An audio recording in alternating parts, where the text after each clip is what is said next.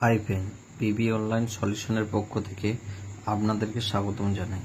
আজকে আমি আপনাদের জন্য একটি ছোট্ট টিপস নিয়ে এসেছি কীভাবে আপনারা আপনাদের ডকুমেন্টসকে জেপিজি থেকে পিডিএফে করবেন খুব সহজেই।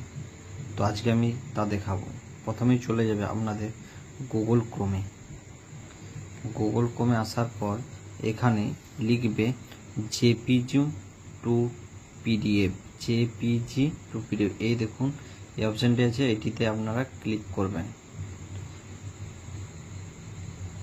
ক্লিক করার পর আই লাভ পিডিএফ এই অপশানটিতে ক্লিক করবেন।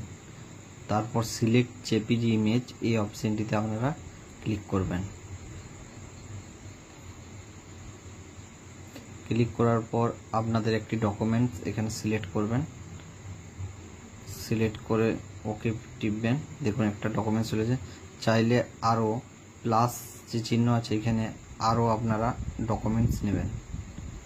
হ্যাঁ, আমি প্লাস চিহ্নতে টিপে ক্লিক করে আমি আরও একটি ডকুমেন্টস নিয়ে নিচ্ছি। দেখুন আপনারা চাইলে আরও নিতে পারবেন। এরপর কনভার্ট টু পিডিএফ আছে, এখানে আপনারা ক্লিক করবেন।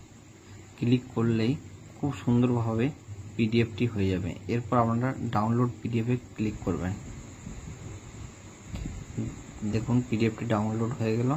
এরপর আমি আপনাদেরকে দেখাবো ডাউনলোড হয়ে যাওয়ার পর পিডিএফটি।